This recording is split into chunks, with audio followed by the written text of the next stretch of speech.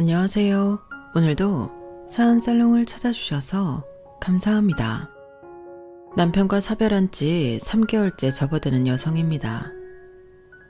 남편의 49제가 지나고도 한동안은 정신을 차리지 못할 정도로 패닉 상태에 빠져 있었어요. 제 남편은 지병이 있었던 것도 아니고 당일 아침에도 멀쩡히 일어나 자기 발로 욕실에 들어갔던 사람인데 제가 아침 준비를 하는 사이 욕실 바닥에 쓰러져 세상을 떠났지 뭐예요. 구급차를 타고 응급실에 도착해 의사의 사망 선고를 듣게 되자 기가 막혀서 말조차 안 나왔어요. 머릿속에선 내 남편 불쌍해서 어떡해 이 생각뿐이었죠. 20년간 부부로 살아오면서 남편이 얼마나 눈물겨운 인생을 살아왔는지 누구보다 잘 알기 때문이었죠. 그래서 남편의 허망한 죽음이 더 가슴 아팠어요. 그런데 이런 상황에 10수년간 친구로 지내왔던 인간이 제 가슴에 비수를 꼽지 뭐예요. 다른 장소도 아니고 제 남편 장례식장에서 말이에요. 세상에서 가장 잔인한 동물이 인간이라고 하더니 이번 일을 통해 그 말을 통감했습니다. 그런데 그날의 일이 오히려 억울하게 죽은 제 남편의 원수를 갚는 꼴이 됐지 뭐예요. 그래서 이렇게 사연까지 보내게 되었습니다. 제가 남편을 처음 만난 건 고등학교 2학년 때였어요. 그때 남편이 저희 아빠가 하시던 갈비집에 홀 아르바이트생으로 들어왔거든요. 남편은 군대에서 갓 제대한 자퇴생이었는데 다른 아르바이트생들이 정해진 요일에 일하는 것과 달리 남편의 근무 요일과 시간은 들쭉날쭉이었어요. 그 이유는 남편의 사정 때문이었죠. 남편은 제대 후 공사장에서 일을 하고 있었는데 공사장 특성상 날씨가 안 좋거나 현장 사정상 쉬는 날이 종종 있었어요. 돈이 필요했던 남편은 그 시간까지 이용해서 일을 해야 했고 남편의 사정을 들은 저희 아빠가 허락을 해주셨던 거죠. 대개 이런 경우에 가게 사장님들은 그런 아르바이트생은 쓰지 않잖아요. 가게 스케줄이 아니라 아르바이트생 스케줄에 맞춰야 한다는 얘기인데 돈을 주고 사람 부리면서 왜 그런 귀찮은 알바생을 쓰겠어요? 그런데 저희 아빠는 어떻게든 제 남편을 불러서 1시간이라도 더 일을 하게 하셨어요. 어린 친구가 어떻게든 살아보겠다고 애를 쓰는데 어른이 돼서 보고도 모른 척 할 수는 없잖아. 부모 빚 때문에 대학도 그만두고 어린 동생들 먹여 살리겠다고 밤낮으로 동동거리고 사는데 그걸 어떻게 모른 척해? 기특해서 시급이라도 더 쳐주고 싶구만. 암튼 요즘에 보기 드물게 진짜 백이야.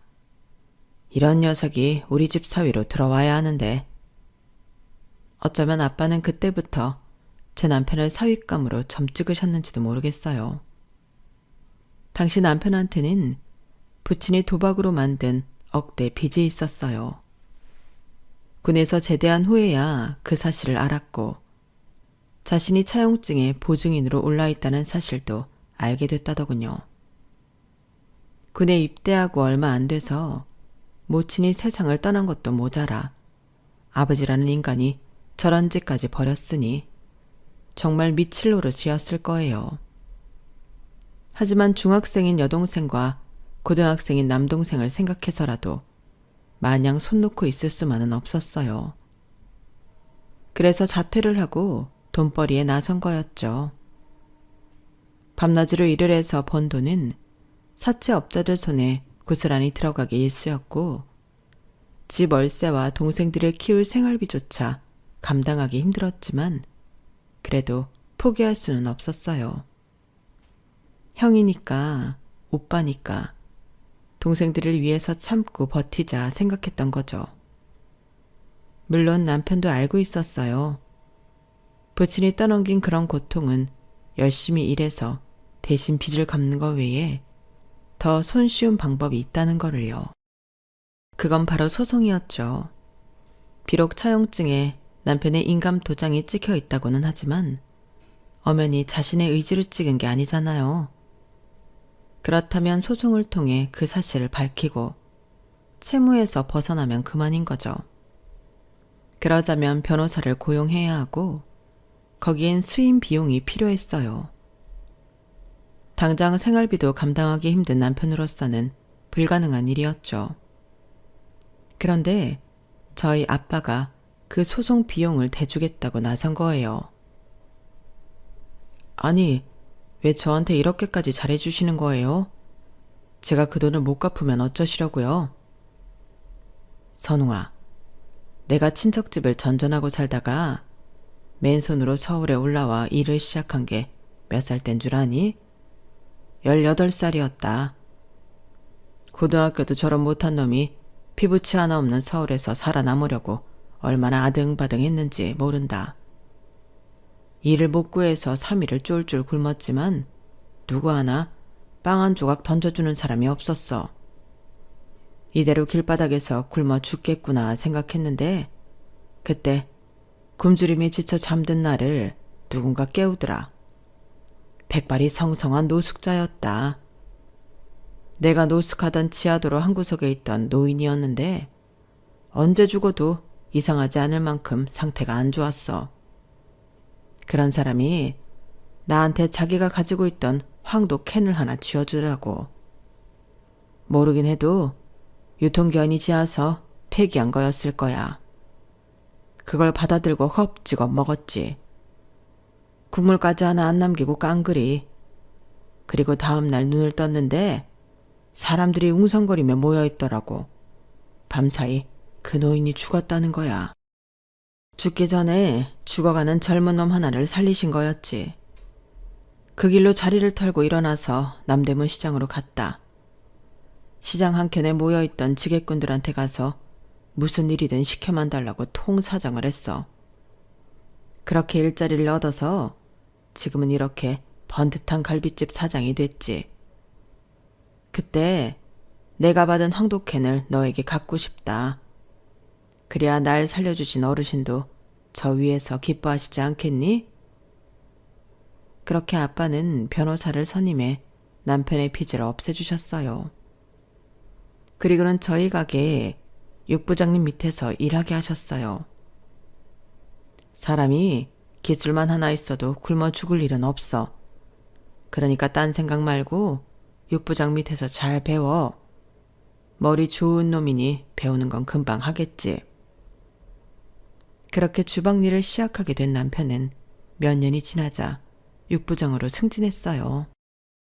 아빠는 그런 남편한테 고기 납품부터 가게 돌아가는 모든 사정을 가르치셨죠. 비록 남편의 정식 직급은 육부장이었지만 적용일이 끝나면 가게 안팎의 일을 도왔어요. 실질적인 가게 매니저였던 거죠.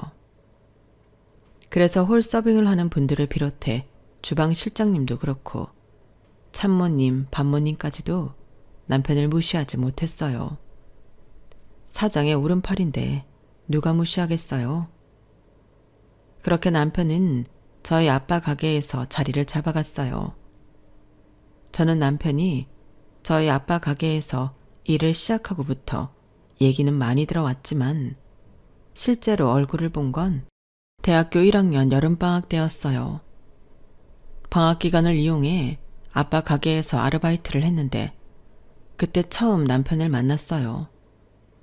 남편은 제가 아빠 딸인 걸 모르더라고요. 가게에서 오래 일하신 참모님이나 홀 서빙을 하시는 이모님 몇 분을 제외하고는 저를 본 적이 없었으니 당연한 일이었죠. 방학 중에 용돈을 모으려고 아르바이트를 한다고 했더니 기특하다며 많이 챙겨주더라고요. 간식도 많이 챙겨주고 제가 무거운 걸 나르고 있으면 달려와서 대신 들어주곤 했어요. 그래서 홀 이모님들 사이에선 말이 조금 있었어요. 사장 딸이라고 잘해준다고요. 정작 남편은 제 정체를 몰랐는데 말이죠. 남편이 제가 누구인지 알게 된 건 한 달 뒤 회식이 있던 날이었어요. 저희 아빠가 회식 자리에서 제 팔에 어깨를 두르고 기특하다며 볼에 뽀뽀를 했는데 갑자기 벌떡 일어나더니 버럭 소리를 친 거예요. 지금 뭐 하시는 거예요? 사장님, 이런 분이셨어요? 어떻게 이런 짓을 하시냐고요? 창피하지도 않으세요? 그러자 저희 아빠는 얼떨떨한 표정으로 반문하셨어요. 아니, 내가 뭘 잘못했다고 그래? 뭘 잘못했냐고요? 사장님은 이 정도로 성인지력이 없는 분이셨어요. 방금 민희 씨 볼에 그 더러운 입을 갖다 대셨잖아요. 설마 딸 같아서 그런다는 망발을 늘어놓으려는 건 아니죠? 민희 씨 아버지가 이걸 보셨다면 얼마나 가슴이 무너지시겠냐고요. 그 말에 찬물을 끼얹은 것처럼 주변이 조용해졌어요. 그리고 잠시 뒤 여기저기서 키득거리는 소리가 들려왔죠. 그런 반응에 남편은 더 화가 났는지 얼굴이 벌겋게 달아올라서는 제 손목을 잡아 끌었어요. 민희 씨, 우리 나가요. 이런 데서 수모당할 필요 없어요. 내가 안전하게 집까지 데려다 줄 테니까 가자고요. 사장님도 그렇지만 여기 계시는 분들도 정말 실망입니다. 정말들 너무하세요. 제 손목을 잡은 남편 손에 힘이 들어갔어요. 그리고 미세하게 떨리더라고요. 그때였던 것 같아요. 남편한테 이성적인 관심이 생긴 건요. 상황이 점점 더 이상하게 돌아가자 아빠가 나섰어요. 선웅아, 네가 오해하는 거야. 민희는 내 딸이야. 네? 그게 무슨 말씀이세요? 민희, 내 딸이라고. 사장님 따님 이름은 정민이라고 알고 있는데 무슨 말씀이세요?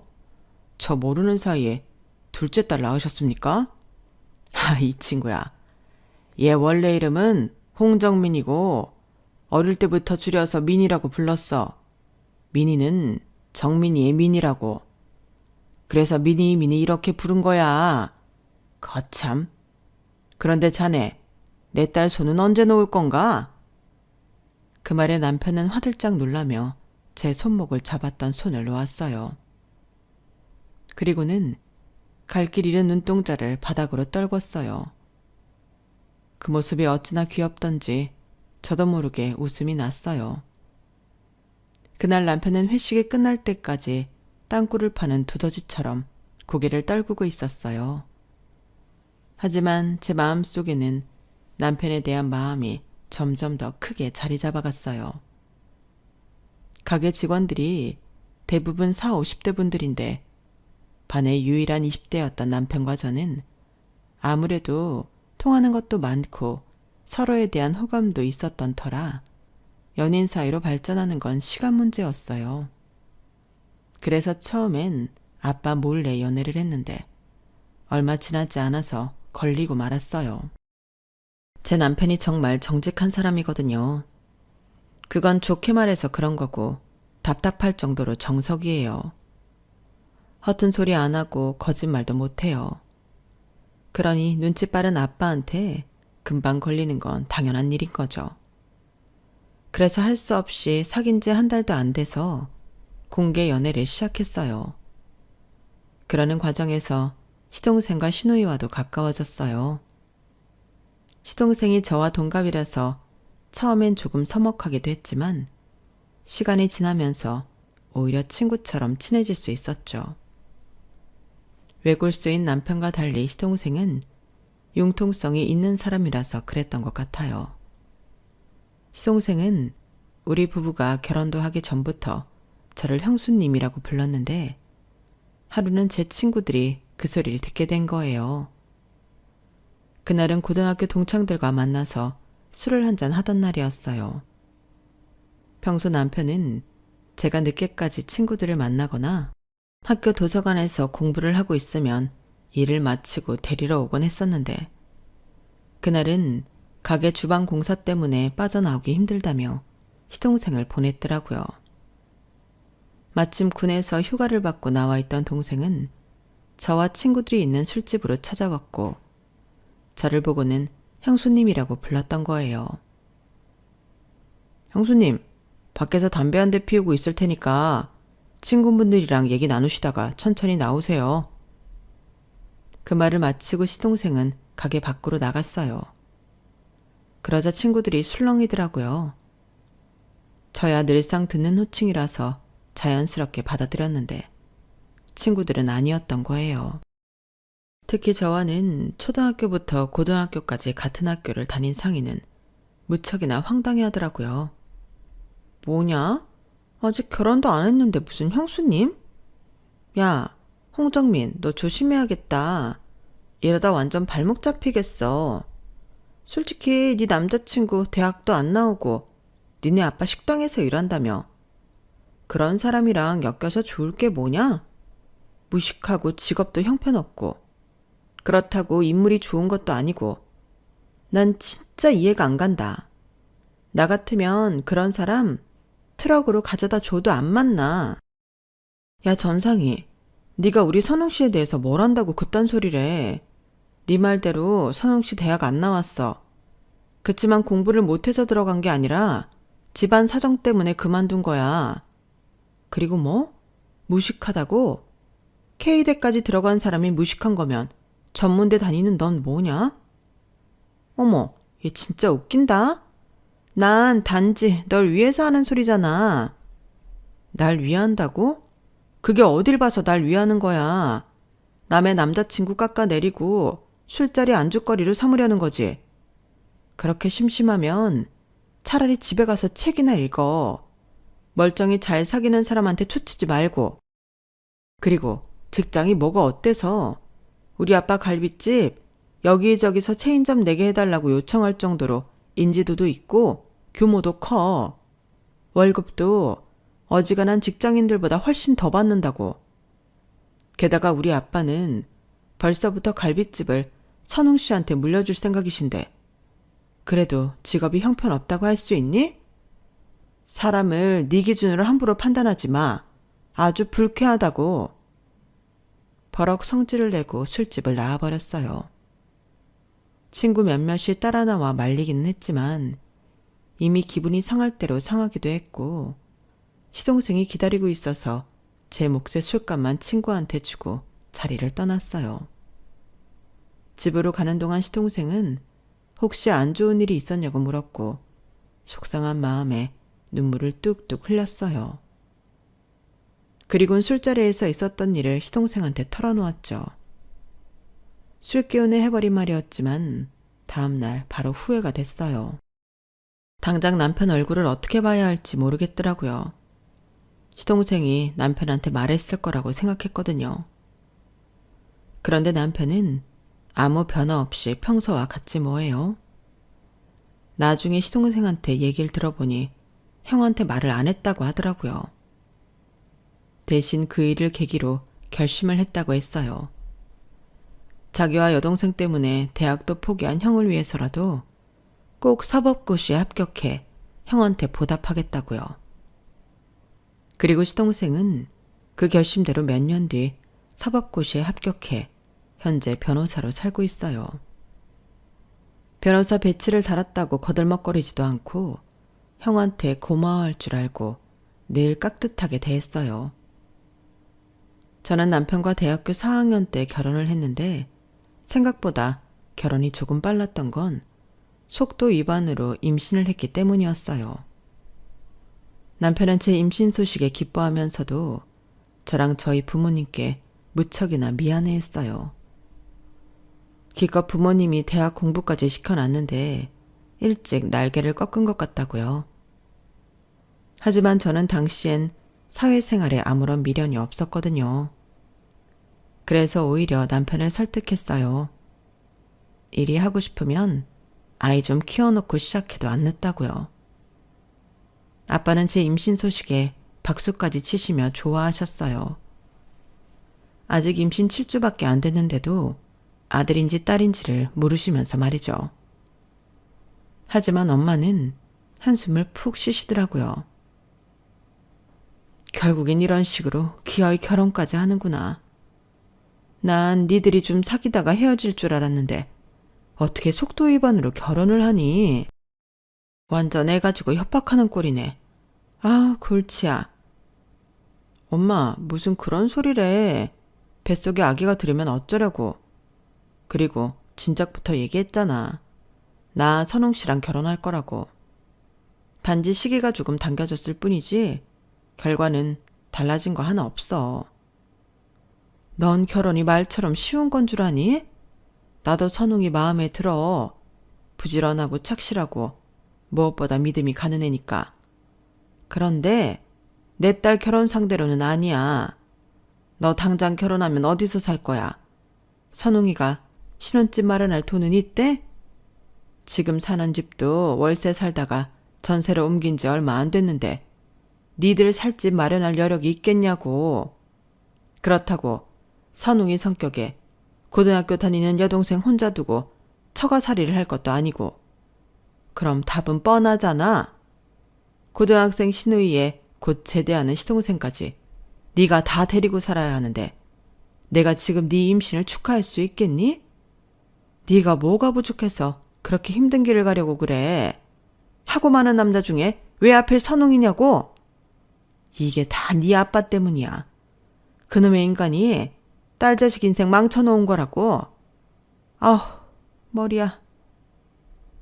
다 저를 위해 하시는 말인 건 알지만 당시엔 엄마 말이 서운하게만 들렸어요. 신우이랑 시동생 좀 데리고 살면 어떠냐. 평생 같이 살 것도 아닌데. 이렇게 간단히 생각했거든요. 그런데 막상 살아보니 그냥 다 좋게 넘길 수 있는 건 아니었어요. 그렇다고 신우이나 시동생이 저를 괴롭히거나 시집살이를 시켰다는 게 아니라 제가 감당하기 벅찼기 때문이었어요. 20년 넘게 살면서 제 손으로 김치 한 번 담궈본 적 없이 엄마가 해주는 밥 먹으면서 살았기 때문에 제가 할 줄 아는 게 정말 아무것도 없더라고요. 창피한 말이지만 세탁을 할 때 수건을 다른 빨래들과 구분해서 따로 빨아야 한다는 것도 몰랐을 정도로 저는 집안일에 무지했어요. 그러니 식사 준비는 제대로 했겠어요? 남들은 5첩 반상이니 7첩 반상이니 차려낸다는데 저는 된장찌개도 제대로 못 끓였어요. 생선도 손질을 못해서 남편이 밤에 퇴근하고 돌아와 대신 손질을 해주곤 했어요. 남편 내조는 못할 망정 힘들게 일하고 돌아온 남편한테 집안 살림 도움까지 받았으니 한심하기 짝이 없었죠. 저희 엄마의 걱정과는 정반대의 상황이었지만 결과적으로 결혼이 장난이 아니라는 말은 증명된 셈이었어요. 남편도 그렇고 신우이 신동생도 그렇고 이런 저한테 한 번도 불평 불만을 한 사람은 없었어요. 제 남편과 시댁이 남들이 봤을 때는 안 좋은 조건으로 보였을지 모르겠지만 솔직히 저는 이 남자와 결혼하길 잘했다는 생각이 들었어요. 비록 신혼을 신우이와 시동생과 함께 보내야 했지만 누구 하나 저를 힘들게 하거나 괴롭히는 사람도 없었고 오히려 제 부족함을 대신 채워주고 덮어주려는 사람들 뿐이었으니까요. 결혼의 가장 중요한 조건은 돈이나 배경이 아니라 결국엔 사람이라는 걸 확인시켜 준 셈이었죠. 제가 출산을 하고 2년쯤 지나자 친구들도 하나둘 결혼을 하기 시작했어요. 제가 남편과 사귈 때 그렇게 반대했던 동창 상이도 그 무렵에 결혼을 했어요. 결혼식장에 가보니 엄청 돈을 쓴 티가 나더라고요. 얘기를 들어보니 남편이 꽤 사업을 크게 한다나 봐요. 그런데 신부 대기실에 가서 상희한테 축하를 건넸더니 그 기집애가 이번에도 또 제 속을 뒤집히는 소리를 하지 뭐예요. 솔직히 말해봐. 너 네 남편이랑 결혼한 거 후회하지? 살아보니까 결혼은 조건이라는 말 실감할 거 아니야. 조건 따져가며 하는 결혼이 속물적이라고 할지 모르겠지만 솔직히 너도 지금 속으론 나 부럽잖아. 안 그래? 아니, 전혀. 기집애. 끝까지 자존심은 있어가지고. 암튼 기왕 온 거 스테이크나 많이 먹고 가. 네 남편 월급으로 이런 호텔에서 스테이크 먹을 일은 없을 거 아니야. 얄미운 상이 얼굴에 대고 할 말은 많았지만 그래도 결혼식 날인데 굳이 그렇게 기분 상하게 할 게 뭐 있나 싶어서 꾹 참았어요. 동창이라고는 해도 자주 연락하는 사이도 아니고 친구들 결혼식 때나 얼굴 한번 보는 게 다니까 그냥 참고 넘기자 싶었죠. 그날도 상희가 제 결혼식 때 왔었기 때문에 답례 차원에서 갔던 거지 그게 아니었다면 갈 일도 없었을 거예요. 상희 결혼식에서 오랜만에 친구들을 만나다 보니 다들 취직해서 사회생활을 하고 있더라고요. 회사원이 된 친구도 있고 자기 사업을 시작한 친구도 있었어요. 다들 열심히 자기 일을 하는 걸 보니 문득 부럽다는 생각이 들었어요. 물론 육아를 하며 전업주부로 사는 것도 싫지는 않았지만 왠지 나만 뒤처져 있다는 생각을 지울 수 없었죠. 그런데 그중 학원 강사를 하고 있는 친구 하나가 자기네 학원에 영어 강사 자리가 비었는데 한번 해보지 않겠냐고 하지 뭐예요. 제가 영문과를 나온 데다 교직을 이수하고 교생 실습까지 마쳤기 때문에 중등교사 2급 자격증이 있긴 했거든요. 친구네 학원이 저희 집과는 버스로 세정류장 거리여서 더더욱 구미가 당겼어요. 일하는 동안 딸아이는 엄마랑 시누이한테 부탁을 하면 가능할 것도 같아서 그날 남편한테 얘기를 해봤어요. 그랬더니 해보라고 적극 추천하더라고요. 더 나이가 들면 점점 자신감이 떨어질 텐데 1살이라도 젊을 때 시도해 보라고요. 시누이도 자기가 강의 끝나고 애를 봐줄 수 있다며 힘을 실어주었죠. 가족들 덕분에 저는 대학을 졸업하고 수년이 지난 뒤에야 사회생활을 하게 되었어요. 처음 한 달은 학원 생활에 적응하느라 힘이 들었지만 수업을 준비하며 책을 펼쳐보니 대학 때 배웠던 것들이 새록새록 떠오르더라고요. 나도 내 힘으로 뭔가를 하고 있다는 자부심과 매달 통장에 찍히는 월급을 보면서 일을 시작하기 잘했다 생각했죠. 딸아이가 초등학교에 들어가고 시누이와 시동생이 시집 장가를 간 뒤에도 저는 계속 학원 강사 일을 했어요. 그 사이 대형 학원을 옮기면서 전보다 월급이 많이 올라서 또래 친구들보다 훨씬 돈을 더 벌게 되었어요.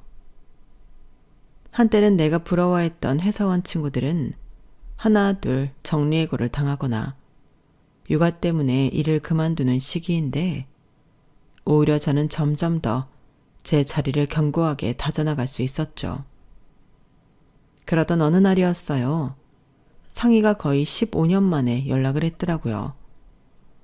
저랑 친한 친구한테 연락처를 물어서 전화를 했다고 하더군요. 사실 친구라고는 해도 성격도 잘 안 맞고 이상하게 걔랑 대화를 하면 기분이 상하는 통에 그날 전화도 달갑지만은 않았어요. 하지만 상희도 나이를 먹어서 그런가 전처럼 사람 속 뒤집는 소리는 안 하더라고요. 그래서 이제 철이 들었나 생각했죠. 그게 다 저한테 노리는 게 있어서 그런다는 건 꿈에도 생각지 못한 채 말이에요. 근황을 물어가며 살갑게 굴던 상희가 갑자기 그러더라고요. 아참, 너희 남편 독립했다며. 주희한테 들어보니 식당을 아주 크게 한다던데. 정말이니? 한 10년 전쯤에 아빠 가게에서 독립해서 따로 두루치기 전문점을 운영하고 있어. 세상에 대단하다. 아니 가게도 꽤 크다던데 그거 차리려면 돈이 한두 푼 드는 것도 아닐 텐데. 무슨 돈으로? 너희 아빠가 도와주신 거야? 아니 대형 로펌에 다니는 시동생이 투자를 해줘서 시작했는데 지금은 투자금도 다 돌려주고 온전히 우리 가게가 된 건 한 5, 6년 됐나? 그런데 갑자기 그건 왜? 아, 다름이 아니라 우리 그이 회사에서 회식도 자주 하고 그러거든. 남도 아니고 친구네 가게인데 가서 팔아주면 좋잖아. 그래서 물은 거야, 얘. 말 나온 김에 언제 주희 불러서 다 같이 너희 가게에서 밥 한번 먹자. 돈은 내가 낼게. 예전에 상이라면 저보고 한턱 쏘라며 공짜 밥 먹을 생각부터 할 텐데 웬일로 자기가 내겠다고 그러더라고요. 그래서 알겠다고 하고 약속을 잡았어요. 며칠 뒤 상희와 주희가 남편 가게로 찾아왔어요. 주희는 몇 번 와본 적이 있어서 남편과도 인사를 한 사이였지만 상희는 처음이라서 가게 규모에 꽤나 놀라는 것 같더라고요. 어머, 야외 테이블도 있네? 야, 식사 시간도 아닌데 손님이 가득한 거 보니까 장사 잘 되나 보다? 상희는 식사 중에도 연신 가게 안을 두리번거리며 우리 가게에 꽤나 관심을 보였어요. 그런데 그때 제 남편이 테이블로 와서 인사를 하자 상희가 기다렸다는 듯이 그러지 뭐예요. 선홍씨 성공했네요. 세상에, 가게가 크다는 소리는 들었지만 이 정도로 큰 줄은 몰랐어요. 혹시 체인점은 안 해요? 내가 부업으로 식당을 좀 해볼까 하는데 나 체인점 하나 주면 안 돼요?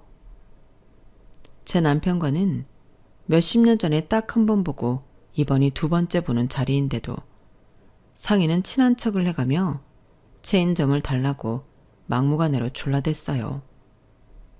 처음엔 빈말이라고 생각했는데 이게 몇 번이나 졸라대지 뭐예요. 갑작스런 체인점 타령에 남편은 곤란한 표정을 지었어요. 제 남편이 선천적으로 거짓말이나 빈말을 못해서 대충 알겠다고 하고 상황을 넘기지는 못하는 사람이잖아요. 그렇다고 딱 잘라 거절을 하면 제 입장이 곤란할까봐 땀만 삐질삐질 흘리는 거 보니 더는 안 되겠다 싶어서 제가 끼어들었어요. 상희야, 이제 그만해. 우린 체인점 낼 생각 없어. 그게 상호만 달면 되는 게 아니잖아. 레시피며 가게 인테리어, 심지어 그릇이랑 컵 하나까지 다 신경을 써야 하는데 내 남편이 그럴 시간이 없어. 지금 우리 가게 운영하는 것도 충분히 힘들다고. 그러니까 그 얘기는 그만하자. 이렇게 말하면 알아들을 법도 한데 이놈의 계집애가 밥 다 먹고 돌아가는 순간까지 체인점 얘기를 해대지 뭐예요. 그제야 얘가 왜 갑자기 찾아왔는지 알겠더라고요. 그 후로도 상희는 제게 툭하면 전화해서 체인점 얘기를 꺼냈고 저는 번번이 거절하다가 나중엔 아예 전화번호를 차단해버렸어요. 지금 생각해보면 차라리 그때 만나서 딱 부러지게 한마디 해놓을 걸 그랬다는 생각이 드네요. 그랬다면 이런 비극은 없었을 테니까요. 그 일이 있고 3개월쯤 지난 무렵이었어요. 주방 실장이 갑자기 그만두겠다고 하더라고요. 실장은 남편이 가게를 차릴 때부터 같이 일을 시작한 사람이라서 꽤 의지하고 있었는데 갑자기 그만두겠다고 하니까 남편도 저도 마음이 좀 그렇더라고요. 혹시 우리가 섭섭하게 한 게 있어서 그런가 하는 생각이 들더라고요. 그래서 하루는 남편이 실장과 따로 술자리를 가지면서 서운한 게 있느냐고 물었어요. 월급이 문제라면 인상을 해주겠다고도 했고요. 그랬더니 고향에 내려가야 할 것 같다고 그러더래요. 부모님이 건강이 안 좋아지셔서 곁에 있어드려야 할 것 같다고요. 다른 것도 아니고 부모님 일이라고 하니까 남편도 더는 붙잡을 수가 없었어요. 그래서 실장이 그만둘 때 퇴직금 외에 따로 돈을 더 얹어주었어요. 그동안 함께 일한 고마움의 뜻으로요. 그렇게 1년쯤 지났을까요? 어느 날부턴가 남편이 밥도 잘 안 먹고 집에 돌아와서도 피곤하다며 쓰러지듯 잠이 들곤 하는 거예요. 가게에서 무슨 일 있었냐고 물어도 아니라고 하고 아픈 데는 없다고 하는데 이상하게 제 눈에는 분명 무슨 일이 있어 보이더라고요. 그때 조금 더 남편을 다그쳐서라도 무슨 일인지 물었어야 했는데 괜히 남편을 피곤하게 하는 것 같아서 그러지 못한 게 너무 후회가 되네요. 그렇게 2주쯤 지났을까요? 아침에 욕실에 들어간 남편이 아침상을 다 차려놓고 한참을 기다리는데도 안 나오더라고요. 그래서 욕실 문을 두드렸더니 물소리가 나는 거예요. 그래서 아직 씻고 있나 했는데 20분이 지나도록 안 나오더라고요. 그래서 열쇠로 문을 따고 들어갔더니 글쎄 세면대에 물이 틀어진 채 남편은 바닥에 쓰러져 있지 뭐예요. 남편을 흔들어 봤지만 의식이 없어서 얼른 119에 신고를 했어요. 몇 분 뒤 도착한 구급차를 타고 응급실로 갔지만 남편은 끝내 세상을 떠나고 말았어요. 사람이 죽고 사는 건 하늘에 달려있다고 하더니 아직 50도 안 된 사람이 하루아침에 생과 사를 달리하다니 어떻게 이럴 수 있나 실감이 안 났어요. 지금껏 고생만 하다가 이제 조금 살만해졌는데 자신이 이룬 것들을 제대로 누려보지도 못하다니 이건 너무 허망하잖아요. 연락을 받고 달려온 시누이와 시동생도 황망함에 말을 잇지 못했어요.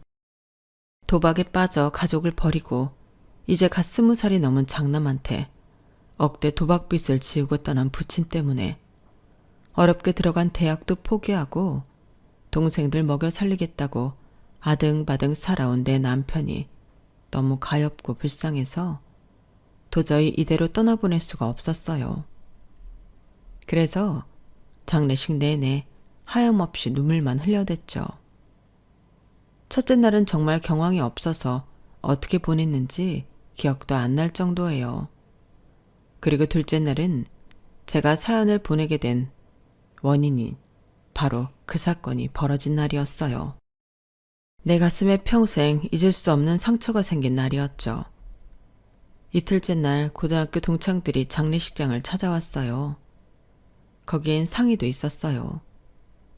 그래도 전날보다 조금은 진정이 된 저는 친구들이 앉아있는 테이블로 가서 와줘서 고맙다고 인사를 했어요.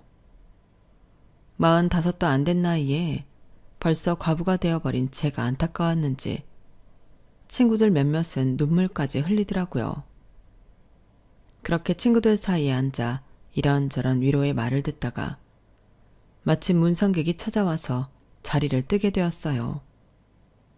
문상각과 인사를 하고는 친구들이 있는 자리로 다시 다가가려는데 상의 목소리가 들리더라고요.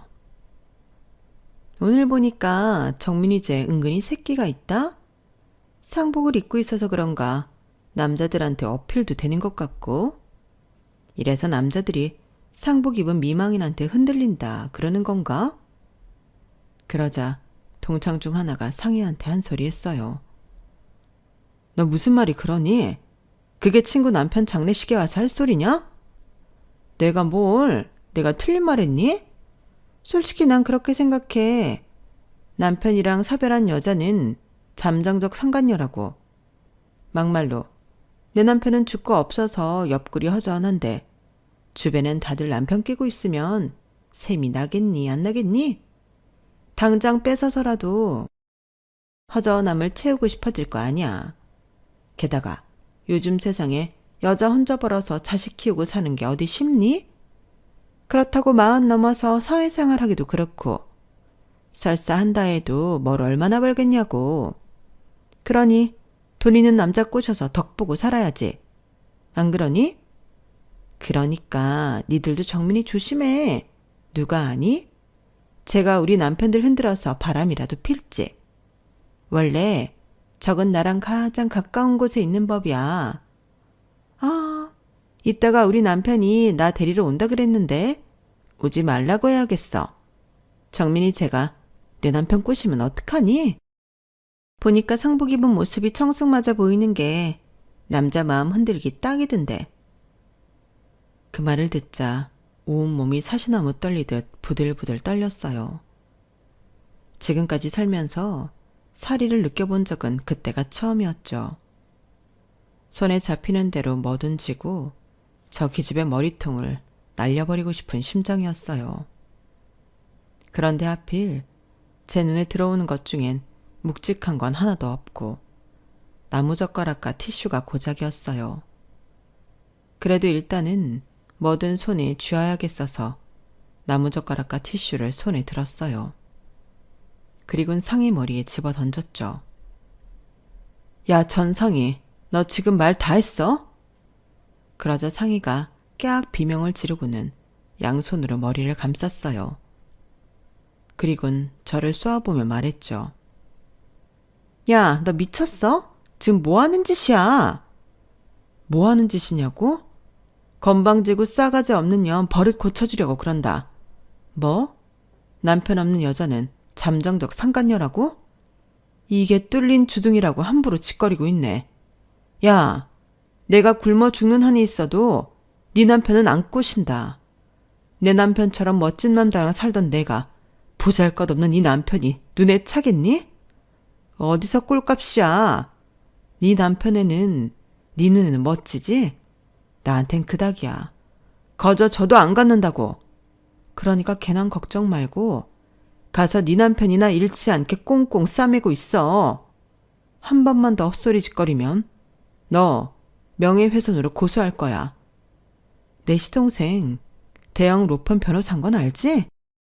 내가 너 아주 탈탈 털릴 때까지 절대 용서 안 해줄 거라고. 남편 장례식장에서 이렇게 미친년처럼 소리를 지르게 될 줄은 몰랐어요. 그런데 이 일 때문이었을까요? 오히려 살아야겠다는 강한 의지가 샘솟더라고요. 저런 미친 인간한테 상처받지 않고 힘내서 살아가야겠다는 생각이 들었어요.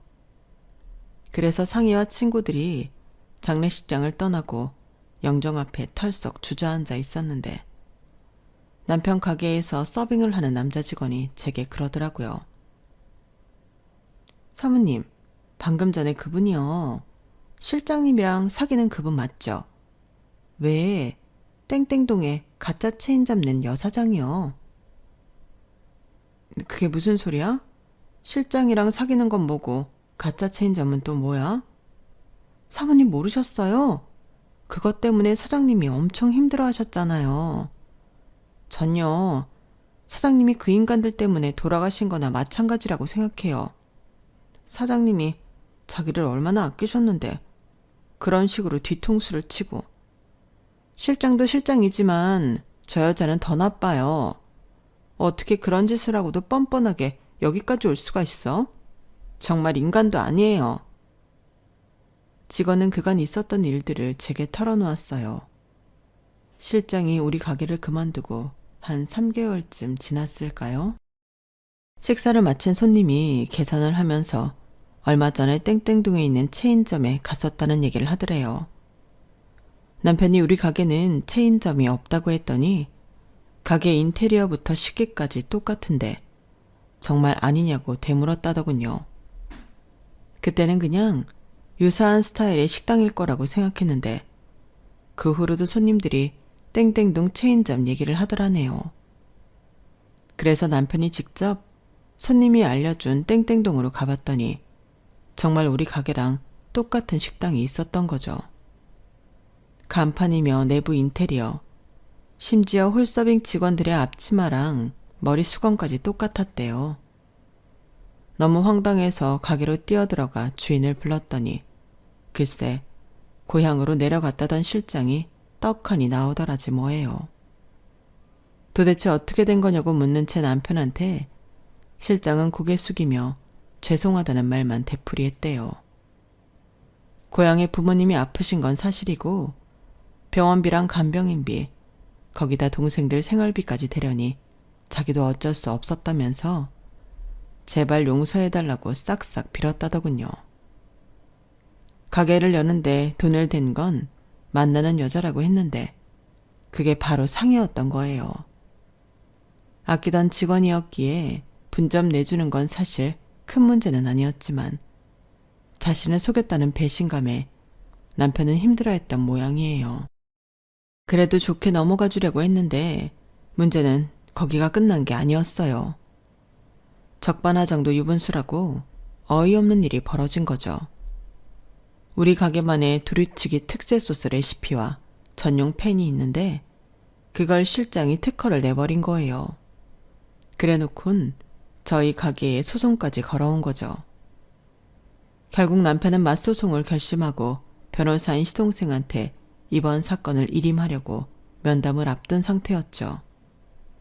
그런데 그 당일 아침에 세상을 떠나고 만 거예요. 이 사실을 알게 된 저는 도저히 참을 수가 없었어요. 그래서 시동생한테 연락해 내 남편을 죽인 이 잡것들을 처단하기로 했어요. 먼저 제 남편이 레시피를 만들 증거 자료와 예전부터 지금의 전용 팬을 사용해왔던 증거 등을 모아서 실장과 상희 앞으로 역소송을 걸었어요. 그리곤 상희 남편한테 상희의 외도 사실을 알려주었어요. 알고 보니 이 기집애가 지 남편이랑 이혼 소송 중이었더라고요. 그러니 상희 남편은 제가 알려준 제보에 좋다고 달려올 수밖에 없었죠. 상희 신랑은 자기 형제들까지 끌고 와 함께 식당을 난장판을 만들었고 손님들 앞에서 실장과 상희를 개망신을 주었다고 하더군요. 거기다 그동안 처가에 도움을 주었던 돈까지 회수하겠다고 길길이 날뛰고 실장한테는 상간남 위자료까지 청구했다고 하네요. 이번 사건을 맡아준 시동생이 말하기를 대개 이혼 소송 중에는 있던 상간남도 감추기 마련인데 이렇게 대담하게 대놓고 외도를 저지르는 인간은 처음이라고 하더군요. 그러거나 말거나 저야 땡큐죠 뭐. 덕분에 내 손에 피 안 묻히고 상이랑 실장놈을 한 큐에 처단했으니까요. 이제 남은 건 특허 무효 소송과 레시피 도용에 관한 손해배상 청구 소송이에요. 이건 워낙 증거가 차고 넘쳐서 도저히 질 자신이 없을 정도이니 걱정은 안 해요. 게다가 소송을 맡아준 사람이 시동생이니 뭐가 걱정이겠어요. 은혜를 원수로 갚은 실장놈과 인간 말종짓을 서슴지 않고 했던 상이나 이제는 자기가 벌인 짓에 대한 책임을 져야 하지 않겠어요? 지금도 저희 집까지 찾아와 문 밖에서 눈물을 짜며 용서를 구하고 있지만 악어의 눈물에 속아줄 생각 추호도 없습니다. 아주 지들이 지은 죄값 톡톡히 치르게 해줄 겁니다. 지은 죄의 2배, 아니 3배로요. 그래야 하니까요. 제 사연은 여기까지입니다. 들어주신 모든 분들 항상 건강하시고 꽃길만 걸으세요. 여러분, 사연 댓글에 응원과 현명한 조언 부탁드려요. 좋아요와 구독은 저에게 큰 힘이 됩니다. 오늘도 좋은 일 가득하세요.